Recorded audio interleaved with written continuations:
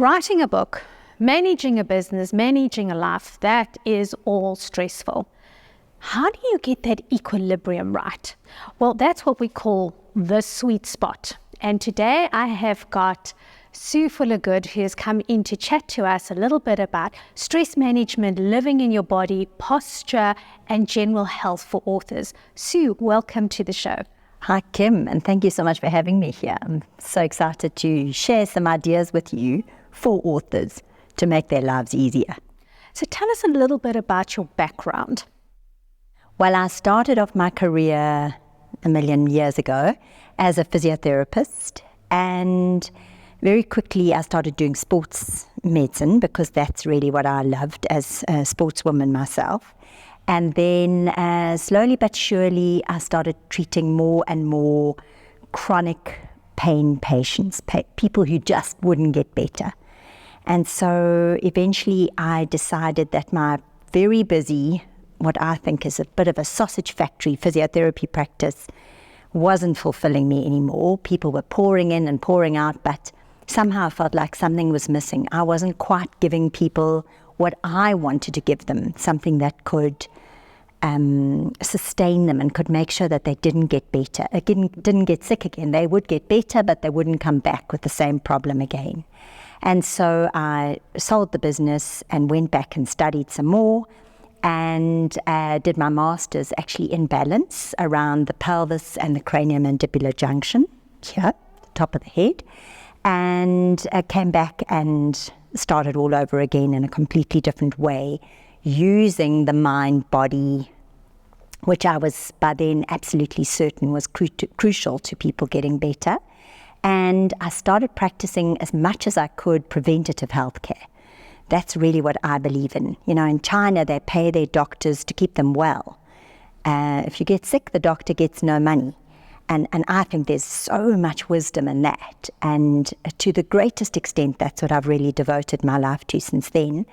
How do you take care of yourself in such a way that you don't damage your health, but that you can have the wealth and the success and the fame and fortune and everything else that you want, as well as the fun and enjoyment, without hurting yourself and harming yourself. You know, as a storyteller, I kind of want to go down that road of paying the doctor to make you well, because I think that could revolutionize our thinking, but I've got to draw myself back. So as authors, we find that we're hunched over the computer. And then, of course, if you're an independently published author, you're going to be spending a lot of time on social media. And that means looking at the cell phone like that. So tell us a little bit about those kinds of postures. What does it do to the body? Well, let's talk on different levels as we go. The first level I want to talk about is the level of the body. If I took my finger and I held it back like this for hours and hours on end, how do you think it would feel? You don't have to be a rocket scientist to know that that's going to damage the joint and hurt it. So for the most part, we want to keep our joints in the loose packed position. That's a tight packed position, so is that, and that's loose packed. And that for the spine is in neutral spine, where the head is balanced on the rest of the spine, and the spine is in perfect alignment. The second part of the physical part is that the head weighs between 3 and 4 kilograms. So if you lean your head forward, that puts an incredible load on the muscles of your spine and your neck. In fact, the load translates all the way down to your lower back and your buttocks. So that then in turn squashes the nerves and irritates the connective tissue and. So from a physical perspective, you want to keep your body in balance. This bone needs to line up with this bone. There you have it. And for the most part, I'm not even sitting like that now, you want to have a nice hollow in your lower back, and you want your spine to be stacked on top of itself. From a mental perspective, if I sat and chatted to you like this, what would you get out of me? You would hear, I'm going to answer my own question if I may, in case you give me the wrong answer. I would hear low energy, unconfident, unsure of yourself.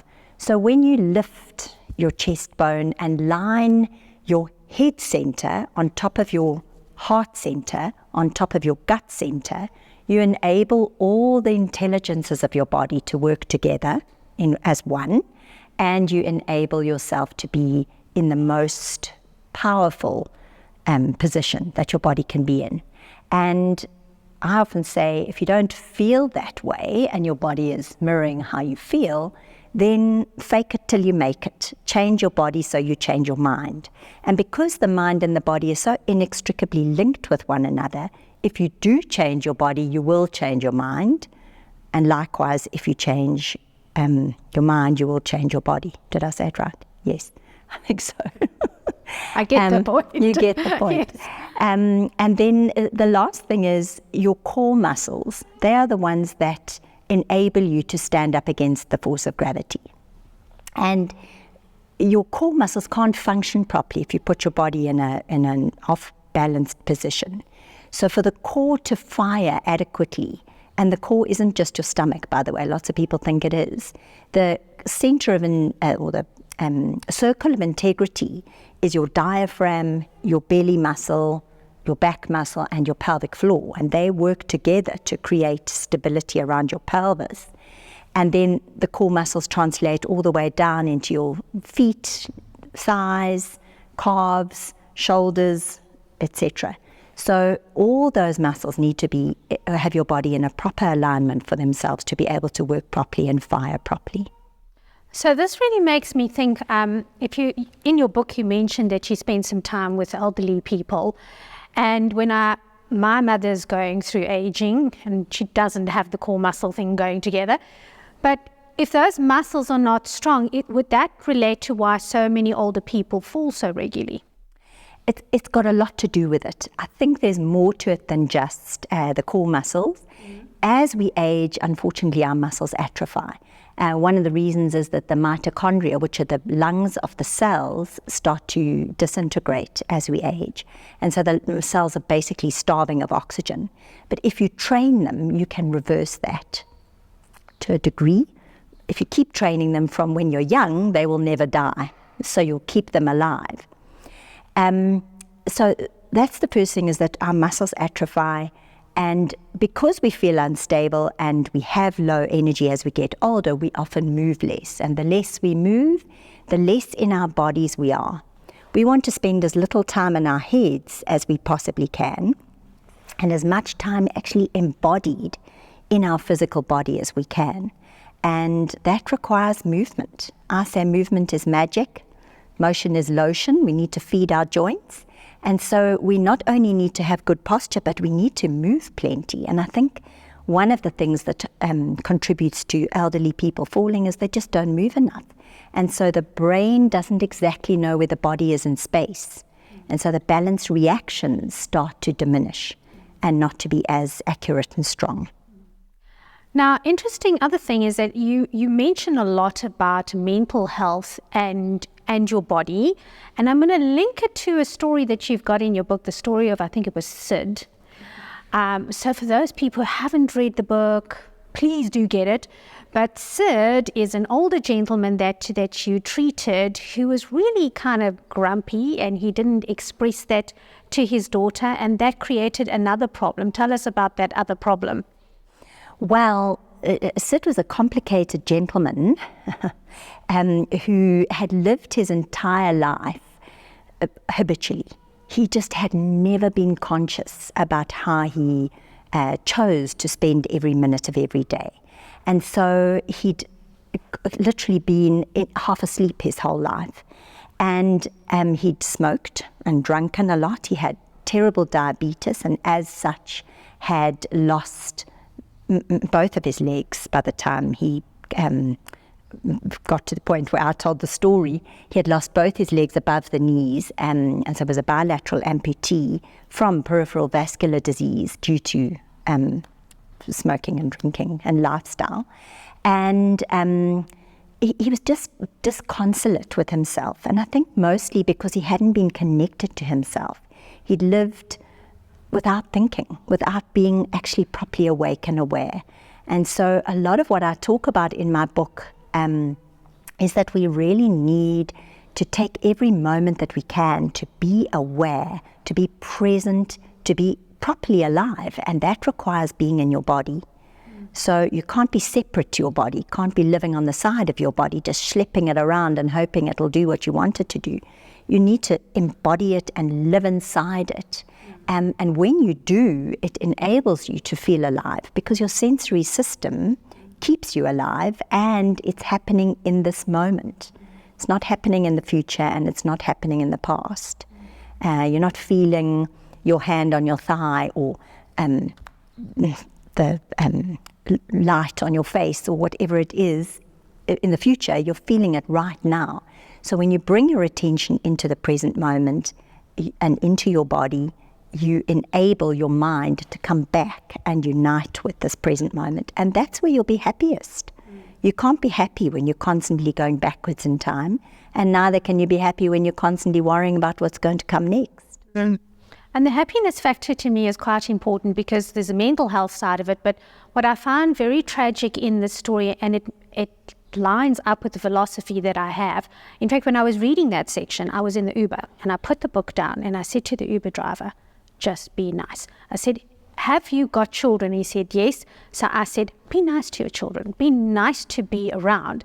Because in the book you mentioned about that gentleman, and that his daughter used to come visit him, but he was, even though his eyes lit up and you could see it, she didn't experience the love and affection, and so she didn't want to be with him. So for a long time, before my mom got older, I used to look at some people in old age homes and they say, oh, my children never come visit me. And from that age, when my mother was still very young, I used to look at it and think, were you nice to be around? Do your children actually want to spend time with you? It's quite a powerful thing for me, because that's one of my visions, is that as I get older, that my children would enjoy coming to see me, that my grandchildren would enjoy coming to see me. And if we don't get that mind-body balance right, we're going to just be sitting at the TV, staring at it, and not be able to play and go for walks and that kind of thing. And that also requires you being aware of yourself. Exactly. Actually, almost talk about it a lot in my book, being the observer of yourself from the outside and seeing as if you were a fly on the wall. You know, how am I? How is it to be around me? What's my energy like? And when you have that, you can constantly realize when you're not really being a joy to be around. You've got some rules in the book, rules of living. Just tell us one or two of those that are personal to you. So one of them is make the world a better place every day. And I really do think that those kind of random acts of kindness, actually deliberately on purpose trying to make someone else feel better than they do, is going to actually come back to you and give you well-being and make you feel better too. So I'm not saying that you should give to get, not that, but if you follow that rule, everybody in the world wins, and the world's a better place for you and for everybody else. And the other one is tread lightly. I really do think that too many of us are leaving too big a footprint, both a carbon footprint and a damage and mess footprint. And I think when we can tread lightly and be not only kind but also gentle, both with ourselves, and I do believe it starts with ourselves. If we can be gentle and kind inwards, we'll be gentle and kind outwards. So self-care, the critical word for mental health, starts inside. If you take care of you with loving kindness, with compassion, with non-judgment, with support, then it'll be easier for you to put that out into the world, and it'll be easier for you to tread lightly.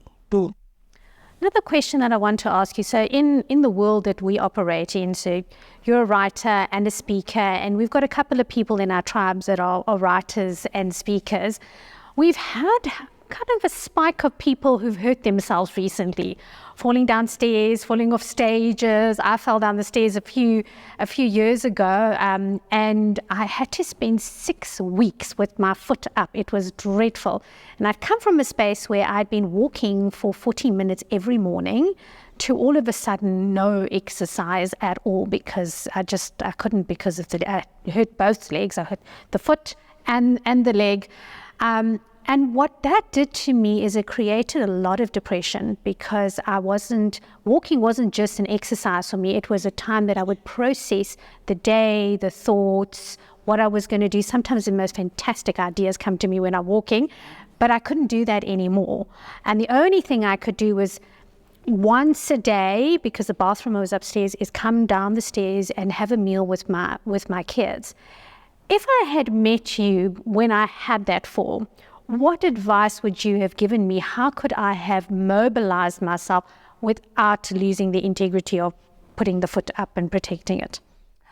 Oh, that's a great question. And I actually want to share with you that I've just had an injury, a bad accident, and I literally broke all the bones in my body. I mean, not exactly all, but I broke my shoulder and my ribs and my pelvis and my knee and my foot. And you fell off a mountain. I fell off a mountain, as one does. And not to get into that accident, but I made absolute certain that 3 times a day I moved everything that could move, even if it was only my wrists. And I think that remembering over and over again that movement is magic, it helps us to not only stay in our bodies and keep our brains connected to our body, giving our brain feedback about where the body is in space, but it also helps us to pump serotonin into the system. It also helps to keep us breathing deeper, and it keeps the microbiome alive and functioning and flourishing in the gut. So what could you have done? There's nothing wrong as far as I know. We haven't said anything about it, that your arms were working fine, your shoulders, your neck, even your hips. So those could have moved. Your other leg could have moved. And so if you'd been in my corner at that stage, I would have got you doing bridges on the one leg. I would have got you literally bum crawling down the stairs, up and down, 3 times a day. Because isolation is disastrous for our mental health. We need people. And being in bed is disastrous for our physical health.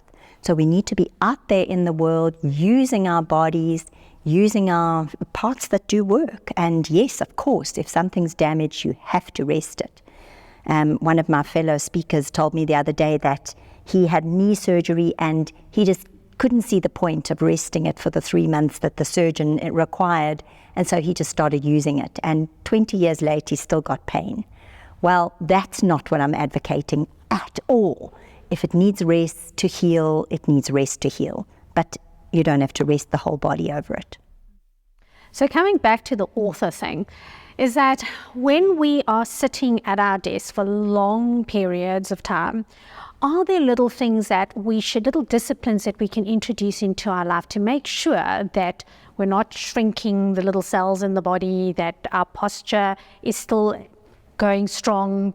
Because the biggest thing that I worry about is if you make all of this money from the book, which is what we all aspire to, but then you are too Philip, there's an Afrikaans word, to actually enjoy any of it, what kind of tips and advice would you give to writers?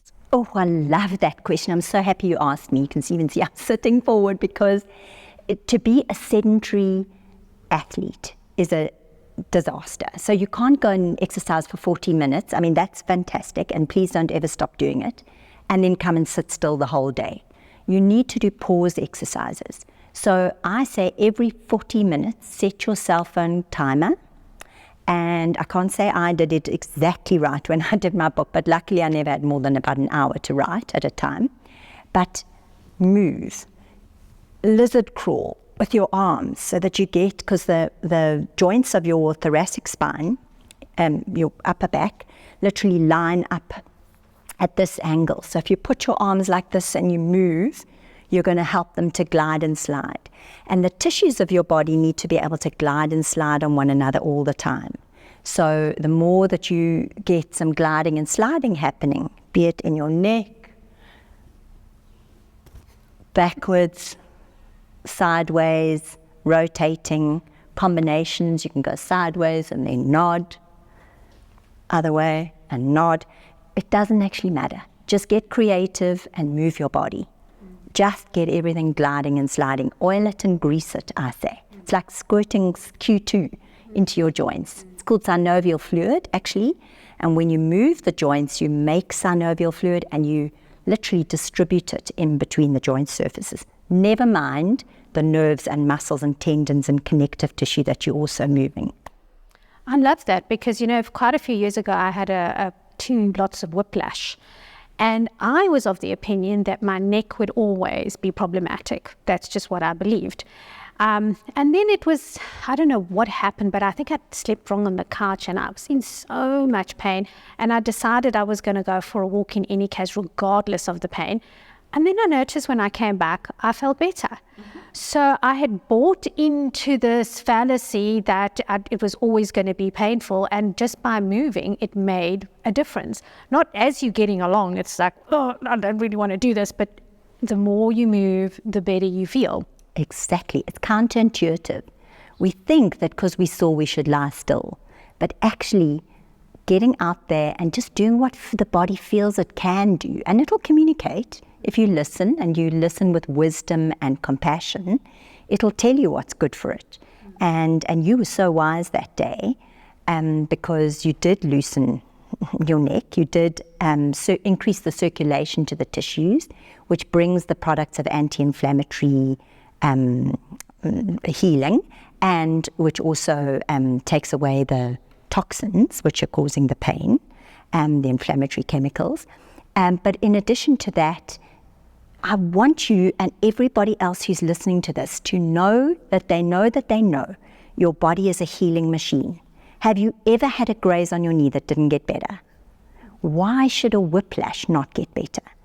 And the reason actually that whiplashes don't get better, and there's a lot of research out at the moment, it's not in mainstream medicine, but honestly, believe me, that the literature is there, that actually the reason whiplash injuries are so stubborn is because of the emotional component, the trauma component that comes when we have a whiplash.